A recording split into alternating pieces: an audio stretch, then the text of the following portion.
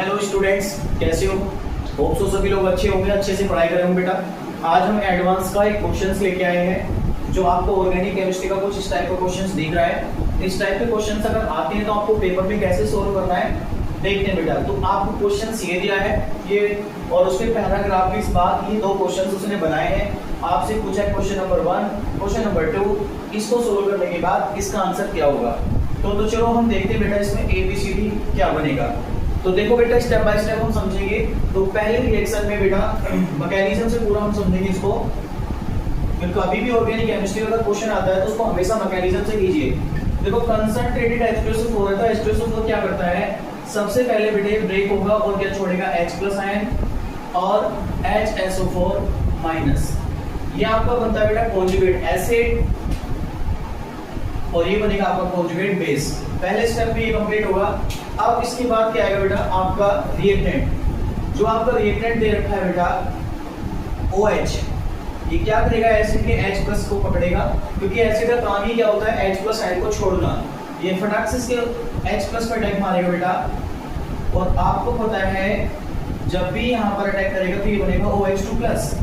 अब ये जो देखो ये बॉन्ड है अनस्टेबल हो गया है। अब ये बॉन्ड टूटेगा, जैसे हीट करोगे बेटा बॉन्ड टूटेगा और टूटने के बाद यहाँ कार्बोकैटायन की फॉर्मेशन हो जाएगी।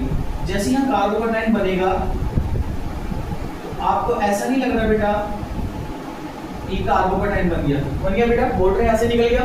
वाटर निकलने के बाद आप यहाँ से क्या करेगा बेटा, ये स्टेबिलिटी गेन करेगा, और जैसे स्टेबिलिटी गेन करेगा तो ये रीअरेंजमेंट करके क्या करेगा, यहाँ हाइड्रोजन होगा और यहाँ पर बेटा स्टेबिलिटी गेन करेगा, क्योंकि ये 2 डिग्री का कार्बन है और ये 3 डिग्री का। हमने पढ़ा होगा स्टेबिलिटी ऑफ कार्बोकैटायन। तो जैसे इधर जाएगा आपका यहाँ प्लस हो जाएगा बेटा, ये बन जाएगा। और आपको पता है पहले एसिड अपना H+ आयन देता है और बाद में वापस लेता है, ये एसिड की खासियत होती है। और जब ये देगा तो एसिडिक हाइड्रोजन निकाल के ही लेके जाएगा बेटा। तो इसने दिया होगा तो वापस भी H+ लेगा तो एसिडिक ही लेगा।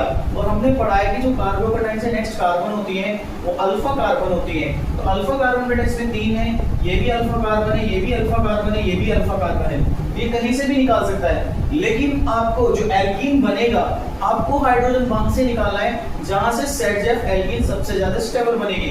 तो आपको नंबर ऑफ अल्फा, इसमें 2 प्रोडक्ट बनेंगे, एक ऊपर से और एक बेटा नीचे से। तो देखो जरा इसका अगर बनाओगे एल्कीन तो आपका जो मेजर बनेगा बेटा वो ये बनेगा, ये वाला। पता है क्यों? क्योंकि इसके पास कितने अल्फा आ रहे हैं, 3, 2, 5 और 2, 7 अल्फा। अगर ऊपर वाले से बनाओगे यहाँ से, इससे बनाओगे तो इससे सिर्फ आपको कितना अल्फा मिलेंगे, 4 अल्फा। तो वो माइनर प्रोडक्ट होगा और हमें ZF के अकॉर्डिंग जिसके पास नंबर ऑफ अल्फा हाइड्रोजन ज्यादा होंगे वही एल्कीन सबसे ज्यादा स्टेबल होगी। तो बेटा ये प्रोडक्ट आपका बन के तैयार हो गया A। ये आपका A आ चुका है। अब A के ऊपर हमने रिएक्शन करानी है। A के ऊपर जैसे रिएक्शन करानी है किसकी बेटा, H2O2। तो पहला क्वेश्चन यहाँ से सोल्व होने जा रहा है कि A से B क्या बनेगा। देखो बेटा अब हम देखो HBr विद H2O2, ऐसा नहीं लग रहा कि एंटी मार्कोनियोव रूल को फॉलो कर रहा है। अरे देखो हाइड्रोजन HBr विद पेरोक्साइड, याद आ रहा है कुछ? तो एंटी मार्कोनियोव रूल के अकॉर्डिंग आपका जो इसका प्रोडक्ट बनेगा कुछ इस तरीके से बनेगा। यहाँ पर आपका बेटा H और यहाँ पर आपका Br आएगा, यही तो आंसर आएगा। लेकिन उसने पूछा है विद स्टीरियोकेमिस्ट्री। अगर स्टीरियोकेमिस्ट्री की बात करें तो बेटा इसमें कोई सेलेक्टिविटी का कोई रूल नहीं है। ये सिन एडिशन भी दिखा सकता है और एंटी भी दिखा सकता है। तो सिन और एंटी की बात करें तो पहले जो एडिशन होता है इसमें पहला एडिशन H का होता है। तो हम देखो इसमें अगर H का एडिशन कराएंगे तो कुछ इस तरीके से आपको प्रोडक्ट बनने को दिख सकता है। देखो सिन साइड से भी दिखा सकता है और एंटी भी। चलो चेक करते हैं बेटा। देखो पहले केस में क्या हो सकता है, अगर सिन हो तो सिन का मतलब आपका जो ये CH3 ग्रुप ये एज इट इज रहना चाहिए, और आपका देखो CH3 एज इट इज है बेटा। तो हाइड्रोजन मैंने कहां ले लिया, बिलो द प्लेन ले लिया, ठीक है। और बेटा मैंने ब्रोमीन को कहां ले लिया, ब्रोमीन को भी मैंने बिलो द प्लेन ले लिया, सिन दिखा दिया। और जो हाइड्रोजन है मैंने ये अबव द प्लेन दिखा दिया। देखो ये भी बन सकता है सेम साइड। अब एंटी वाले में भी क्या करेगा बेटा, देखो और जैसे ही यहाँ पर H आता है तो ये बेटा कायरल सेंटर बन जाएगा। और कायरल सेंटर आपको 2 तरीके से दिख सकता है, या तो ये R कॉन्फ़िगरेशन में जाएगा या फिर S में भी जा सकता है। एक बार हाइड्रोजन अबव द प्लेन है तो दूसरी बार कहां जा सकता है बेटा, आपका बिलो द प्लेन भी जा सकता है। चलो आगे बढ़ते हैं बेटा, देखते हैं इसमें डस्टर की तरह। अच्छा मैं इसको बेटा हटा देता हूं, ये आपने देख ही लिया होगा, क्वेश्चन लिख ही लिया होगा। बाद में इसमें ओजोलिसिस कराना, ठीक है। मैं यहाँ पर लिख देता हूँ बेटा, इसको यहाँ से रफ कर दो, ठीक है। बाकी पार्ट हमारा भी पेंडिंग में। चलो अब इसके बाद देखिए बेटा, एक तो ये बना, अब दूसरा क्या बना सकते हो आप, दूसरा प्रोडक्ट क्या बना सकते हो, एज इट इज रखो बेटा। तुमने एक बार मिथाइल ग्रुप को ऊपर लिया, मान के चलो अगर आपने मिथाइल ऊपर लिया अबव द प्लेन, तो R मान लो, तो दूसरे केस में हम बिलो द प्लेन भी तो ले सकते हैं बेटा, CH3 और यहां पर hydrogen above the plane, H और बाकी नीचे वाला सेम रहेगा, नीचे वाला क्या रहेगा बेटा, सेम Br और यहां पर बेटा H, ऐसे भी लिख सकते हैं बेटा। देखो बेटा दोनों CH3 और Br भी कहां चले गए, इस तरीके से। तो ये देखो इसके साथ हाइड्रोजन और ब्रोमीन में एंटी एडिशन हो गया, और यहाँ पर हाइड्रोजन और ब्रोमीन में भी देखो यहाँ पर सिन एडिशन हो गया, सिन और एंटी दोनों दिखा रहा है। लेकिन ये भी प्रोडक्ट बन सकता है, ये भी बन सकता है, लेकिन ये वाली बात अगर हम लिखें तो ऑप्शन देखो ए भी मैच कर रहा है और आपका बी भी मैच कर रहा है। ध्यान से देखो बेटा, एक बार Br नीचे है, यहाँ भी नीचे है, हाइड्रोजन अबव द प्लेन, लेकिन यहाँ पर देखो एक बार हाइड्रोजन ऊपर है और एक बार नीचे है, मतलब एक बार ओसिन दिखा रहा है, एक बार एंटी दिखा रहा है। अब हमें थर्ड वाले को चेक करना है, क्या थर्ड वाला बन सकता है, अगर बन सकता है तो आंसर यस होगा, नहीं बनेगा तो आंसर नो हो जाएगा।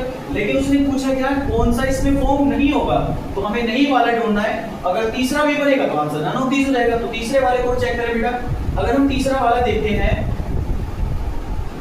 तो बेटा अगर मैं तीसरे वाले को देखता हूं तो आप तीसरे वाले में देखिए, इसने CH3 को ऊपर रखा, इसने क्या करा, CH3 ग्रुप को ऊपर रखा और हाइड्रोजन को कहां रखा बेटा, नीचे रखा बेटा। अब देखो यहां पर जो ब्रोमीन है, इसने ब्रोमीन कहां कर दिया बेटा, अबव द प्लेन, और हाइड्रोजन कहां कर दिया बेटा, इसने बिलो द प्लेन। लेकिन आपको पता है, आपको ये भी मालूम है बेटा कि ये वाला जो ग्रुप है, पहले इसमें हाइड्रोजन का एडिशन होता है, बाद में ब्रोमीन आता है। अगर ये अबव द प्लेन जा रहा है एक बार, तो एक बार ये बिलो द प्लेन चला जाएगा, हाँ या ना में जवाब दो। तो देखो यहाँ पर इसमें और इसमें ये CH3 ग्रुप दो आइसोमर बना सकता है, क्योंकि पैरेलल सेंटर बन रहा है ये। ब्रोमीन के रिएक्ट करने से पहले आपका बेटा ये रेडिकल बनाएगा, रेडिकल में ये कायरल सेंटर आपके दो प्रोडक्ट बनाएगा, एक अबव द प्लेन से, एक बार CH3 को नीचे लेके जाएगा, एक बार ऊपर लेके जाएगा। लेकिन इसने लास्ट वाले में क्या करा, यहाँ पर CH3 और H को सेम रखा, इसने ब्रोमीन को चेंज कर दिया। मतलब इस वाली कंडीशन को सेटिस्फाई करने की कोशिश कर रहा है कि यहाँ पर आपका CH3 ऊपर है और देखो यहाँ भी CH3 ऊपर है और हाइड्रोजन यहाँ नीचे, ये एज इट इज रखा, इसने चेंज कर दिया। अरे करा नहीं करा बेटा। तो अब ये बताइए, जो इसमें ब्रोमीन है और हाइड्रोजन है, ये कौन सा एडिशन दिखा रहा है, एंटी। एंटी तो ये भी दिखा रहा है, तो बताइए अगर ये एंटी दिखा रहा है तो ये कौन सा एंटी हो गया भाई, आ रही बात समझ में। तो मेरे को हिसाब से जो लगता है बेटा, इस वाले ऑप्शन में ये वाला आंसर नहीं बनेगा, क्योंकि ब्रोमीन और अगर ये दोनों हाइड्रोजन अबव द प्लेन होंगे तो हिंड्रेंस भी होगा। अरे होगा नहीं होगा, अगर ये स्टीरियोकेमिस्ट्री इसकी चेंज होगी बेटा, इसकी थोड़ी चेंज होगी, ब्रोमीन की, ब्रोमीन तो बाद में जाके जुड़ जाएगा। तो मुझे जो लगता है इसका आंसर जो सी वाला नहीं होगा, ठीक है, जो स्टीरियोकेमिस्ट्री के बेस में बात कर रहे हैं, ठीक है। तो ये आंसर आपका इसका बेटा सी हो जाएगा। आगे हम बात करते हैं इसमें कि अगर फर्दर रिएक्शन कराएंगे ओजोनोलिसिस और ये कराएंगे एक के साथ एल्कीन के ऊपर, तो क्या क्या हमारे प्रोडक्ट बन सकते हैं, ठीक है। चलो आगे बढ़ते हैं बेटा, अब इस क्वेश्चन को सोल्व करते हैं हम। तो इसमें जो आंसर है बेटा वो ये वाला नहीं बनना चाहिए। आगे बोलते हैं बेटा, अगर आपको कोई और आंसर आए तो बेटा कमेंट बॉक्स में जरूर बताना, ठीक है। आगे बढ़ते बेटा, इस क्वेश्चन की बात करते हैं। इसने कहा है कि which compound can produce D, मतलब इसमें चारों में से चार कंपाउंड दिए हैं आपको और चारों कंपाउंड को ओजोलिसिस करके पूछ रहा है कि डी वाला क्या बनेगा। तो पहले आपको डी बनाना है, तो डी किससे बनाना बेटा, ए से। तो ए हमारा फाइंड कीजिए क्या था, ए वाला जो प्रोडक्ट बना था वो क्या बना था तुम्हारा बेटा,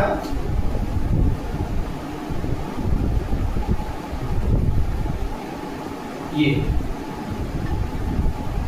ठीक है। अब उसके बाद कह रहा है कि ओजोलिसिस, और ओजोलिसिस भी कौन सा हो रहा है बेटा, ऑक्सीडेटिव। क्यों, क्योंकि यहाँ पे पेरोक्साइड यूज किया है। तो हमने पढ़ा है बेटा कि जहां डबल बॉन्ड होता है O3 H2O और H2O2, तो जहां ऑक्सीडेटिव होता है बेटा इसे आप तोड़ते हैं और डबल बॉन्ड यहाँ ऑक्सीजन, डबल बॉन्ड ऑक्सीजन लगा दो, सिंपल आसान आंसर आ जाएगा। तो इसका आंसर कुछ ऐसा आपको देखने को मिलेगा बेटा, ये और आपका बेटा ये आ जाएगा। 5 कार्बन की चेन है, देखो 1 2 3 4 5, ये आ जाएगा। तुम्हें पता है बेटा ये ऑक्सीडेटिव है, तो ऑक्सीडेटिव में एल्डिहाइड फर्दर किसमें कन्वर्ट होता है, एसिड में। तो कीटोन टच नहीं करेगा बेटा, कीटोन को टच नहीं करना है, सिर्फ एल्डिहाइड चेंज होगा। और एल्डिहाइड चेंज किसमें होगा बेटा, एसिड में। बाकी सब सेम रहेगा। कीटोन के साथ कभी भी ऑक्सीडेटिव एनालिसिस नहीं होता है, ठीक है बेटा, कीटोन कीटोन ही रहेगा। और यहाँ पर आ जाएगा OH, ये आंसर आना चाहिए। तो ये कह रहा है कि जो तुम्हारा डी बना है वो डी ये बनना चाहिए, और इसके अकॉर्डिंग पूछ रहा है डी इसमें कौन सा होगा। तो सबका ओजोनोलिसिस कीजिए बेटा। तो सबसे पहले इसमें देखिए फाइनल आंसर में कितनी कार्बन आनी चाहिए इस प्रोडक्ट में, 1 2 3 4 5 6, टोटल 6 कार्बन आपको मिलनी चाहिए।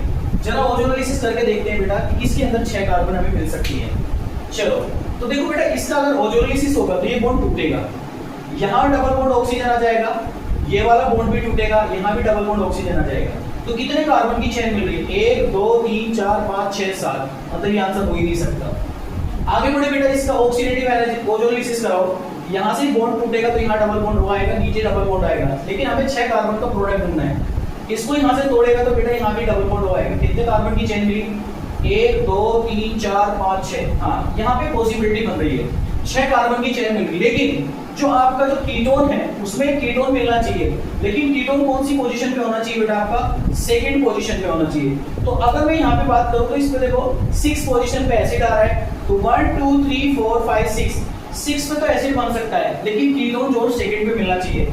लेकिन कीटोन मिलेगा कहाँ, 1 2 3 4, मतलब ये भी नहीं होगा, 4 पे कीटोन नहीं जाएगा बेटा, या तो जाएगा आपका सेकंड पे और एसिड जाएगा 6 पे, लेकिन यहाँ कीटोन किस पे जा रहा है, 4 पे, तो वहां सेकंड पे होना चाहिए। तो बेटा वो सेकंड पे तो यहाँ 4 पे आ रहा है, तो गलत हो गया ऑप्शन। अगला केस 6, अब इसमें देखो 6 का ढूंढो बेटा। अब यहाँ से टूटेगा ये डबल बॉन्ड, और यहाँ से टूटेगा ये भी डबल बॉन्ड। अब देखो बेटा 1 2 3, लेकिन वो तो 2 पे आ रहा है, मुझे लगता है ये भी नहीं होगा बेटा। अब इसमें लास्ट वाला आंसर देखते हैं, डी वाला। अब डी वाला देखते बेटा, एक ही ऑप्शन बचा, अब यही होना चाहिए मेरे हिसाब से। तो पहले देखो बीच में तोड़ने के बाद 1 2 3 4 5 6, भैया सारी कंडीशन को सेटिस्फाई कर रहा है। जब ये टूटेगा तो देखो यहाँ कीटोन बन जाएगा सेकंड पोजीशन पे, और यहाँ टूटेगा तो यहाँ एल्डिहाइड बनेगा, यहाँ भी डबल बॉन्ड O आ जाएगा और यहाँ भी डबल बॉन्ड O आ जाएगा। तो यही कंडीशन बनेगी, और फर्दर एल्डिहाइड किसमें ऑक्सीडाइज हो जाएगा बेटा, बोलो, जब ऑक्सीडेटिव ओजोनोलिसिस कराओगे फर्दर किस में कन्वर्ट हो जाएगा, एसिड में। तो आंसर इसका क्या हो जाएगा बेटा, ये डी हो जाएगा। तो इस तरीके से पेपर में आपको क्वेश्चंस करने को आ सकते हैं, ठीक है बेटा। तो आंसर में इसका आएगा डी। अगर हम डी का ओजोनोलिसिस कराएंगे तो आपको ये बनेगा। तो इसके लिए हम आंसर लिख सकते हैं बेटा, क्या लिख सकते हैं इसके लिए आंसर, ये इसके लिए आंसर बनेगा, इसके क्वेश्चंस के लिए ये बेटा। क्वेश्चन ऑर्गेनिक केमिस्ट्री के आसान ही होते हैं, बस प्रैक्टिस मांगता है। ऑर्गेनिक केमिस्ट्री की जितनी ज्यादा प्रैक्टिस करोगे बेटा मैकेनिज्म के साथ, आपका आंसर हमेशा सही आएगा, कभी आंसर आपका बेटा गलत नहीं आएगा, ठीक है। तो ज्यादा से ज्यादा क्वेश्चंस की प्रैक्टिस करो। 1 2 3 4 5 और ये 6, और यहाँ फिर से डबल बॉन्ड, और ये 5 मेंबर डिग्री, ये बन और H। ये बेटा अगर इसका ऑक्सीडेटिव ओजोनोलिसिस करा देते हैं तो आपका आंसर वही बनेगा, ठीक है। तो इस टाइप का कोई भी क्वेश्चन आएगा बेटा तो आपको पेपर में कैसे सोल्व करना है, इसी तरीके से करना। हाँ ये बात जरूर है बेटा, एडवांस के क्वेश्चन टाइम मांगते हैं, और टाइम के साथ अगर क्वेश्चन को आपको सोल्व करना है तो ज्यादा से ज्यादा क्वेश्चंस की बैठ के बेटा प्रैक्टिस करो विद मैकेनिज्म के साथ, आपका पेन ऑटोमेटिक चलना स्टार्ट हो जाएगा, ठीक है। चलो फिर मिलते हैं नेक्स्ट क्वेश्चन के साथ नेक्स्ट वीडियो में, कुछ नए डिफरेंट टाइप के क्वेश्चन के साथ। तब तक के लिए थैंक यू।